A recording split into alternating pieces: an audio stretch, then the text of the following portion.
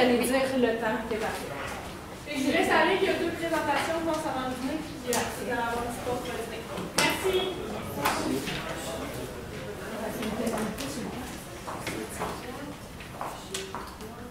Bonjour. Bonjour. Votre nom? Léandre. Léandre. Oui, bonjour, Claudia. Claudia, bonjour, Sarah. Bonjour, Sébastien. Bonjour, Claudia. Cyril. Juste pour vous dire, vous avez mis les noter parce que je choisis une personne qui s'est démarquée. Ok, vous êtes prêts à entendre ma présentation? Oui. Est-ce que vous pouvez dire votre numéro d'équipe? C'est équipe 1? Ouais. Oui, et votre CAP? C'est management et entrepreneuriat. Parfait. Je vous lirai les instructions du CAP pour ensuite laisser les juges se présenter un par un.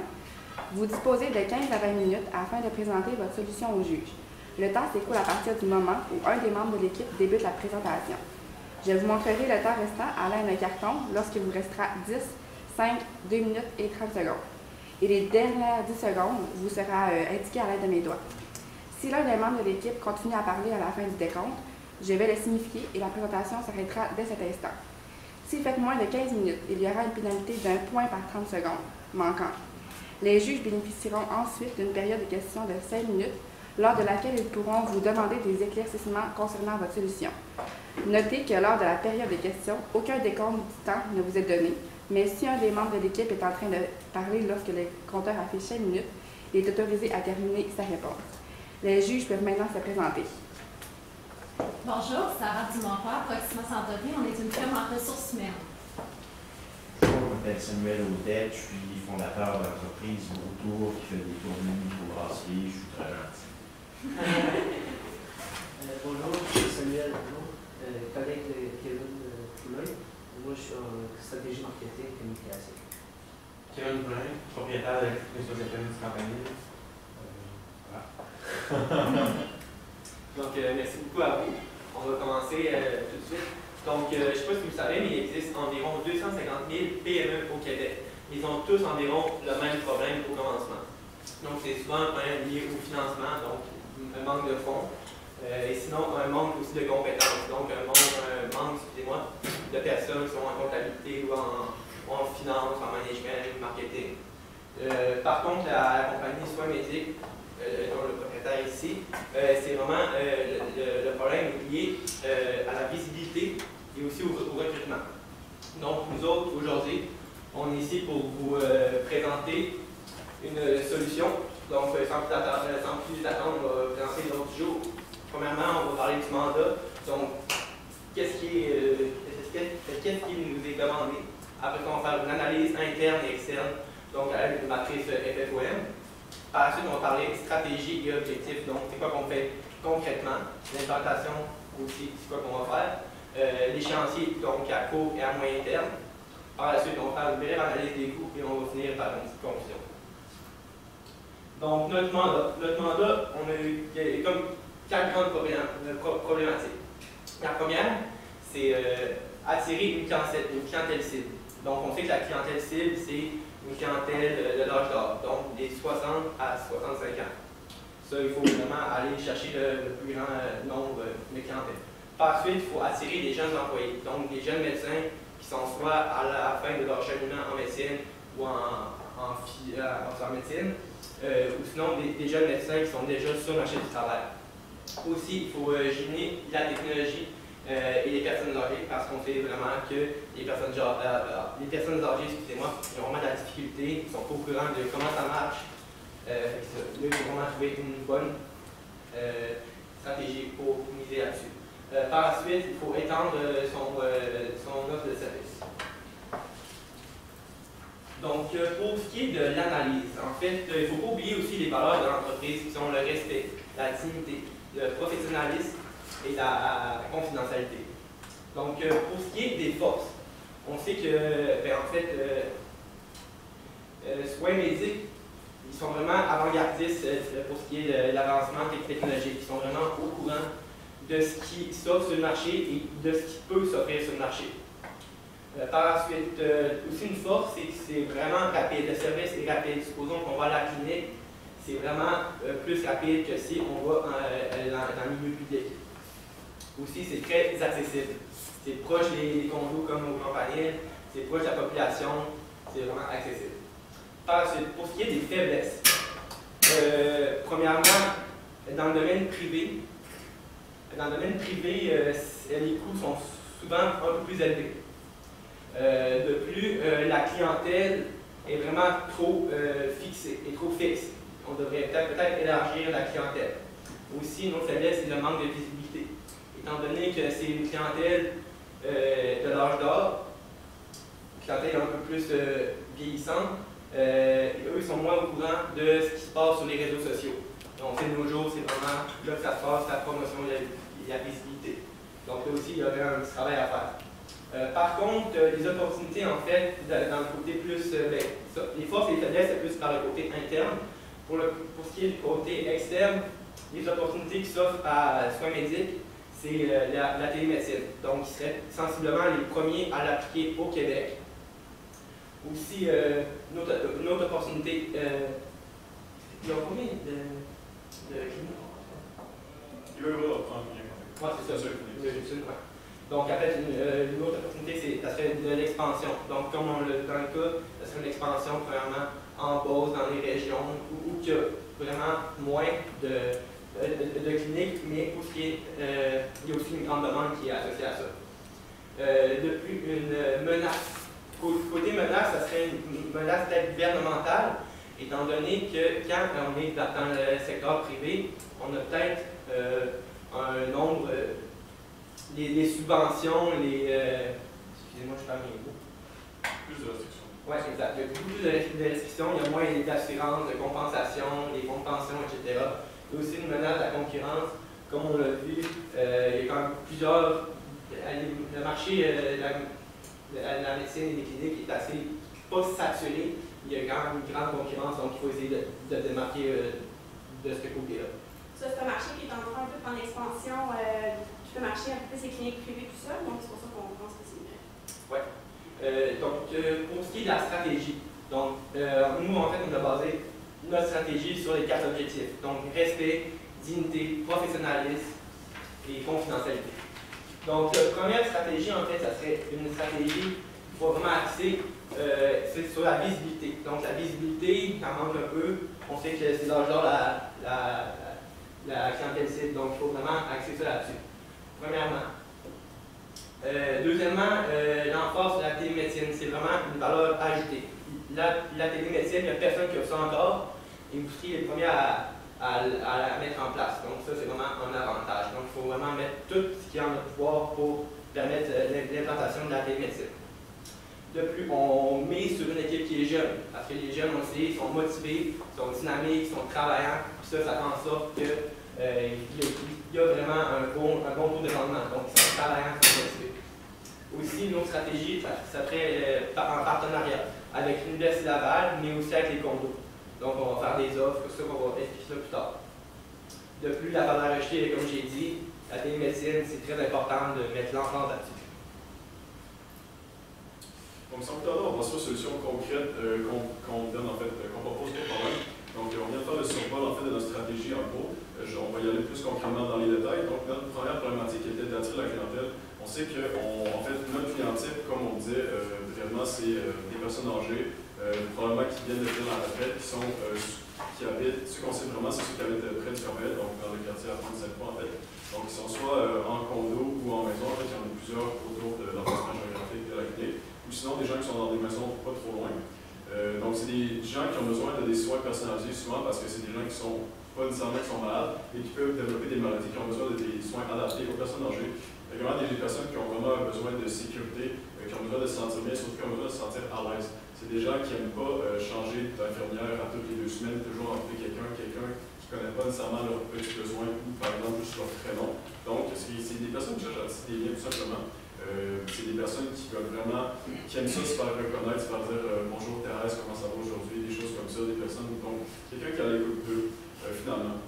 Également, c'est la génération de baby boomers, donc on sait que c'est des personnes qui sont probablement à l'aise financièrement. En fait, les personnes qu'on sait qui sont à l'aise financièrement, également, puisqu'ils cherchent des soins dans le privé. Et puis, c'est aussi une autre caractéristique, c'est des personnes qui n'ont pas nécessairement un intérêt marqué pour la nouvelle technologie. Donc, on va leur parler des réseaux sociaux, donc va plus falloir pas qu'on leur impose, mais qu'on leur propose, plus qu'on leur propose et qu'on leur convainc, en fait, que c'est quelque chose de bon. Donc, notre solution concrète pour ça, ce qu'on avait pensé tout d'abord, c'est de faire un plan de partenariat avec les maisons qui sont autour de la clinique. Donc, comment ça marche en fait? On va voir, donc on sait qu'en fait, dans les maisons, les gens ont besoin de soins basiques, comme ce soit par exemple distribuer des médicaments, des choses comme ça. Donc, c'est des soins de base que les maisons ont le personnel nécessaire pour faire, mais pas nécessairement le personnel pour en faire plus. Donc, ce qu'on proposerait comme plan de partenariat, c'est par exemple envoyer à chaque semaine, quelques heures par semaine, une infirmière qui peut en faire plus pour ces gens-là et qui va offrir des soins gratuitement. Donc, la personne va se promener en fait dans les maisons et elle va commencer à tisser des liens, commencer simplement à parler aux gens. Donc, c'est ça vraiment socialiser et offrir des services de base, répondre à des questions, des choses comme ça. Et nous, on a ça gratuitement, donc la maison n'a pas à payer la clinique pour faire ça. Donc, c'est vraiment quelque chose qu'on offre gratuitement. Puis, en échange, la clinique, ce qu'on propose, c'est de nous faire du référencement. Donc, si une personne, un monsieur ou une madame de la clinique a besoin d'un soin, la maison peut simplement nous référer, comme la clinique, dire par exemple la clinique qui vient d'ouvrir offre des super bons soins, quelque chose comme ça. Donc les deux parties sont gagnant-gagnant avec cette solution-là. Et également, on mise beaucoup sur le bouche-oreille.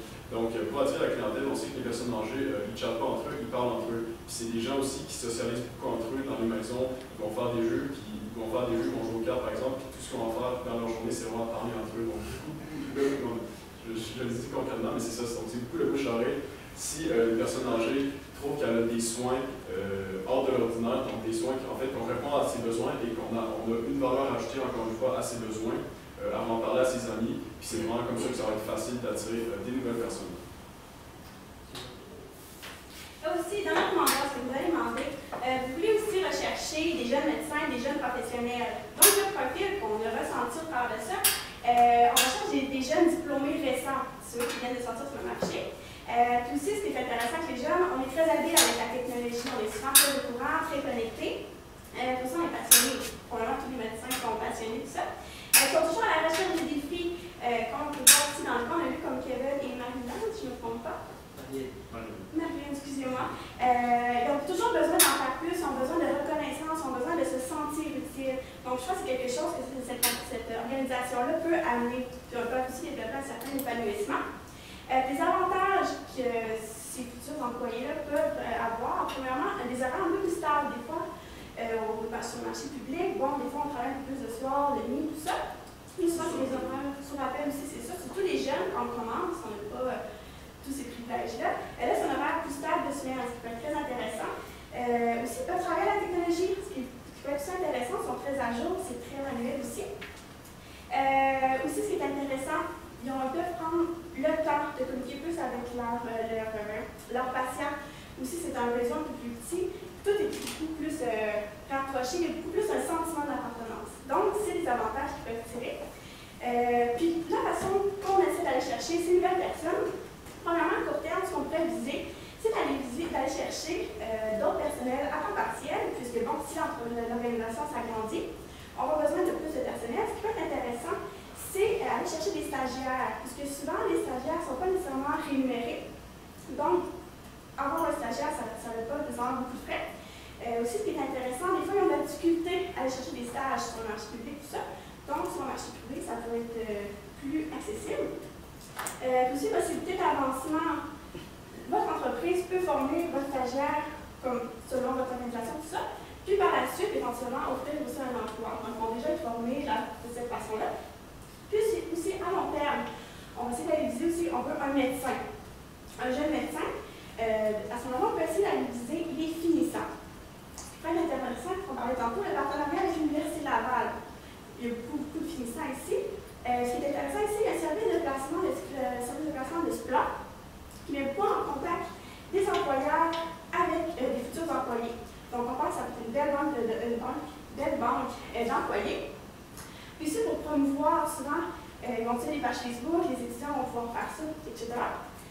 Puis un autre point qui pourrait être intéressant aussi, ça serait beaucoup de faire de promotion, d'aller dans des événements qui se trouvent souvent, il y a des événements pour les médecins, tout ça. Faire de l'affichage, c'est super important de se faire connaître pour le moment, les temps quand vous êtes en première. Par la suite, bon, je pense que dans votre entreprise, ce qui est très intéressant aussi, c'est le niveau technologique. Sauf qu'il faut faire attention, bon, les personnes âgées, des fois, sont ont certains des intérêts envers la technologie. Donc, je pense qu'il faut y aller un petit peu de cas par cas. Il faut s'adapter. Par exemple, souvent, ils ont de la misère à utiliser les nouvelles technologies. Souvent, on voit ça dans le temps des fêtes avec leur iPad, tout ça, c'est les jeunes enfants qui leur montrent. C'est pour ça qu'on devrait peut-être faire des ateliers, quelques fois par mois, mais une fois par mois, différents endroits. Des petits ateliers d'1 heure, juste pour leur montrer le fonctionnement de la télémédecine. Puis aussi, on serait intéressé à faire un site Internet adapté à votre entreprise. C'est-à-dire que les clients, ils pourraient avoir, par exemple, lorsqu'ils vont sur le site, ils pourraient avoir une section Mon dossier qui peuvent se connecter, les rassurer que c'est très, très confidentiel, sécuritaire, etc. Puis, ça aurait-tu de l'information pertinente pour eux? Puis aussi, on pourrait avoir une section, par exemple, à la une, qui s'informe un petit peu, par exemple, dans le temps des rues, ou si vous avez une douleur à tel endroit, juste pour les informer un petit peu. Des fois, ça les rassure. Puis aussi, ce qui est intéressant, c'est d'avoir l'abordage en direct. Quelqu'un peut poser une question minime pour les référer, appeler, voir, on a peut-être la disponibilité, venir à tel endroit, tout ça. Donc, en tout temps, ils ont quelqu'un pour eux, puis en tout temps, ils sont en sécurité, ils se sont soutenus. C'est quelque chose qui peut être intéressant. Puis juste pour revenir rapidement, en fait, c'est ce niveau technologique, c'est vraiment là qu'on apporte une valeur ajoutée, puis il faut convaincre la personne qui n'est pas nécessairement à la technologie qu'on apporte une valeur. Donc, puis comme ma collègue disait, c'est vraiment du cas par cas, parce que c'est sûr que la personne qui est plus âgée, qui a des problèmes, qui ne peut pas beaucoup se déplacer, on ne va pas aller la voir puis lui faire du courage d'écran et lui dire c'est comme ça que tu te connectes à Facebook, ça ne sert pas à grand chose. Ce qu'on va faire avec ces personnes-là, c'est plus, si elle a un besoin quelconque, ben on va aller la voir, on va lui dire, sans qu'elle puisse se déplacer, on va faire par exemple du vidéo à distance. Donc par exemple, la madame va te dire, bon, en fait, il va avoir une webcam, puis là, la madame va pouvoir voir le médecin va pouvoir la voir, puis ça va juste de parler, donc la madame va sentir qu'elle est écoutée, donc il y a un médecin pour elle, sans qu'elle ait à se déplacer. C'est là qu'on ajoute une valeur au service de la madame. Puis aussi, la valeur ajoutée qu'on ajoute vraiment, ce qu'on voulait faire dans le format technologique, c'est que lorsque les gens se déplacent à la clinique, qui voient que c'est un environnement différent, que c'est différent de quand tu vas au CHUL. Donc ce qu'on parlait, ce qu'on voulait faire, mettons concrètement, par exemple, c'est mettre par exemple des tablettes. Donc que les gens, donc les gens peuvent avoir accès à une tablette, aller sur le site internet pendant qu'ils sont en attente, pour avoir des nouvelles, des choses comme ça, avoir accès justement à leur dossier, tout ça. Donc c'est quelque chose qui ne peut pas dangereux. Puis quand les gens rentrent, ils vont voir que c'est un environnement différent, que c'est un environnement qui a vraiment une valeur ajoutée, qui retrouvent une valeur ajoutée dans ça. Puis les personnes en jeu aussi qui sont intéressées par la technologie, ont le besoin, ils veulent se sentir encore un peu jeunes, suivre les générations, qui ont besoin de pousser à jour technologiquement. Donc, notre dernier problème, en fait, c'est l'expansion des services. Nous, on avait ciblé vraiment un service concret qu'on pense que serait très facile à faire une expansion dans ça, et ça serait le conseil voyage en vaccination. Donc, on sait qu'au Campanile, moi j'avais proche de là, donc je sais que dans moins de 5 km, il y a 3 écoles primaires, par exemple, une école secondaire qui attire beaucoup de gens. Donc, on sait que les jeunes, il y a beaucoup de jeunes dans ce quartier-là. Puis, qu'est-ce que les jeunes ont besoin de comme service? Ben, c'est sûr que investir pour pouvoir faire des gros services comme le CHUL fait, par exemple des opérations, des choses comme ça, c'est pas quelque chose qu'on vise parce que ça coûte très cher, c'est plus à long terme. Ce qu'on propose à court terme, c'est de faire du conciergeage de vaccination. Par expérience personnelle, j'ai pu me faire vacciner pour aller en Amérique du Sud. J'étais allé au public, c'était 2 mois d'attente, puis moi j'étais dans 1 mois, donc ça ne marchait pas. J'ai dû aller au privé, puis au privé, ça ne m'a pas coûté plus cher parce que mes assurances remboursaient les vaccins. Puis c'est vraiment une question des assurances. Donc, voilà, au privé, les assurances remboursaient le médecin. Tout ce que ça m'a coûté, c'est ouvrir mon dossier à la clinique. C'est quelque chose qu'on peut offrir. C'est pas quelque chose qui coûte cher parce que tout ce que tu as, en fait, ce que tu as besoin, c'est pour faire un vaccin, c'est le vaccin en tant que tel. Tu n'as pas besoin de quelque chose de spécial, tu n'as pas besoin d'un outil qui va coûter des milliers de dollars. Donc c'est quelque chose de facile. Puis encore là, c'est de faire beaucoup d'informations. Bon, le rendez-vous que le jeune va prendre pour son vaccin, il va recevoir le vaccin, il va recevoir beaucoup d'informations. Et puis, le jeune va voir qu'il a une valeur ajoutée, non seulement parce que ça ne coûte pas cher, mais aussi on revient avec l'environnement technologique. Donc, quand il rentre à la clinique, il voit que c'est pas comme au CHUL où est-ce que c'est gorgé, il y a du monde partout qui court partout, c'est tranquille, il y a de la petite musique, il y a une coupe d'iPad, il peut aller, il peut faire ses affaires. Donc, vraiment, l'environnement technologique, c'est là qu'on va chercher la valeur ajoutée. Puis, donc, comme je disais, c'est un investissement mineur, donc pas un investissement majeur. Et puis, les gens se parlent. On sait que les jeunes voyagent beaucoup, puis qu'ils ont de plus en plus besoin de vaccins pour voyager. Donc, les gens se parlent, ils disent, va pas faire tes vaccins en CHUL, ça prend 2 mois, va à la clinique, ça va coûter plus cher, ça va être super. Les gens se parlent. Puis là, c'est plus facile de faire la vente de vendre grâce à la publicité, à l'affichage sur les réseaux sociaux en cours, parce que les jeunes, c'est là qu'ils vont. Et puis, donc, on parle aussi d'un échéancier. Oui, l'échéancier à court terme, en fait, court terme, c'est de 1 à 3 mois. Donc, ce qu'on veut faire tout de suite, on peut faire ça rapidement. Donc, c'est l'affichage. L'affichage, par brochure, excusez-moi. Par exemple, post-plat, excusez-moi. Post-plat. En fait, si on a, il y a beaucoup de personnes qui partent à l'étranger, donc on met ça dans les corridors. Si vous avez besoin d'un vaccin, venez nous voir, on va exposer pour vous autres. Donc, affichage, brochure partout, un peu partout. Partenariat, créer un partenariat en fait avec l'Université Laval et avec par exemple les condos, les maisons qui sont proches de la clinique. Recrutement, pour faire du recrutement en masse, avec le SPLA. Par la suite, créer un site web. Développer des environnements technologiques, comme avec les iPads, disons qu'on va mettre à portée de main pour les clients à la clinique. C'est ça, ça c'est vraiment ce qu'on peut faire à court terme, dans les 3 prochains mois, qui ne va pas coûter très cher, et qui va faire qu'on va commencer tout de suite à se démarquer. Puis à long terme, c'est là qu'on parle vraiment de la stratégie d'expansion, donc ouvrir plusieurs cliniques, par exemple, pendant en Beauce, travailler sur la réputation, donc vraiment la réputation, se démarquer, puis aussi mettre en place la télémédecine, qu'on sait qui n'est pas encore acceptée légalement par le gouvernement, mais qui s'en vient. Donc c'est plus, on le voit plus à long terme parce qu'on ne sait pas dans combien de temps qu'on va pouvoir vraiment le mettre en place, donc dans combien de temps qu'on va pouvoir prodiguer des soins à distance concrètement. Et puis, pour faire une analyse des coûts très rapide, ce qu'on voit comme investissement requis à court terme, le site Internet, ça requiert un investissement pour faire. Le site Internet est déjà là, qu'on va aller d'acheter la section où est-ce que les gens peuvent se connecter, voir leur dossier, tout ça. Puis travailler sur l'environnement technologique, par exemple, acheter quelques iPads, faire comme un lounge, en fait, si on veut plus pour les jeunes, des choses comme ça. Puis la publicité, l'affichage, ça coûte de l'argent, c'est sûr, le marketing, tout ça. À long terme, le budget d'expansion, mais ça, on peut y aller vraiment en symbiose avec la demande. Donc, s'il y a une grosse demande, par exemple, en Beauce, tout ça, on fait de l'expansion, puis finalement développer la télémédecine qui va coûter de l'argent, mais à long terme. Donc, comme on voit, il n'y a aucun investissement majeur à court terme, c'est seulement des petits investissements qui vont faire qu'on va pouvoir se démarquer, qui ne vont pas coûter extrêmement cher. Et puis, donc, pour conclure, on voit vraiment que c'est facile, on peut faire se différencier des compétiteurs, c'est possible, ça ne coûte pas énormément d'argent. Puis, travailler vraiment sur la valeur ajoutée, finalement, les services personnalisés qu'on donne aux personnes âgées et toujours essayer d'intégrer la technologie, même si ce n'est pas facile, mais c'est terminé. Merci. Ça va commencer la période de questions de 5 minutes. Vous avez mentionné pour le recrutement des nouveaux médecins, vous avez dit de notamment viser les étudiants qui sortent les finissants. Donc, on sait que les médecins sont extrêmement sollicités pour les différents établissements de santé, aller travailler dans les différents établissements. Qu'est-ce que vous pensez qui pourrait être distinctif à la clinique du Campanile, qui pourrait séduire les nouveaux médecins à aller travailler dans ce milieu-là? Ça, en fait, on avait parlé vraiment brièvement, je vais se revenir sur... Donc, les avantages de travailler au privé pour un médecin plutôt qu'au public, c'est vraiment l'horaire stable. Donc, il ne va pas être, les médecins commencent des fois sans se rappeler, si bon, chute. Puis, le plus gros avantage, c'est vraiment qu'on trouvait, c'est pas nécessairement un avantage, mais c'est du cas par cas avec les médecins, c'est le roulement. Si tu vas travailler au chute, tu vas faire des personnes back-to-back, excusez-moi l'expression, mais vraiment sans arrêt, tu vas voir de nouvelles personnes, tu vas vraiment être axé sur rouler les gens, passer le plus de gens vite tout en offrant un bon service. Tandis que si tu vas travailler à la clinique, tu peux prendre soin de tes gens, tu as leur temps de leur parler, faire leurs petites affaires, tout ça. Donc, c'est vraiment quelque chose, puis le sentiment d'appartenance. Et encore une fois, comme on peut aussi revenir sur le fait que c'est une clinique jeune qui va prendre l'expansion, donc c'est facile de dire au médecin, qui est le premier médecin, dans 5 ans, tu vas être là. On fait vraiment à long terme. Donc, on crée vraiment un contact avec le client, on se l'approprie quasiment, on veut créer un contact avec lui, on va lui demander des questions par rapport au début, on va commencer, c'est quoi, qu'est-ce que tu en fin de semaine, des trucs du genre. On va pouvoir grandir aussi avec l'entreprise, je pense que c'est quelque chose qui est important, mais c'est encore quand même assez petit, puis on va pouvoir son expérience et tout ça. Absolument, mais compte tenu qu'il y a beaucoup de cliniques privées, qu'est-ce qui pourrait distinguer cette clinique-là par rapport aux autres, compte tenu qu'il n'y a pas de médecin en place, il y a juste des infirmiers?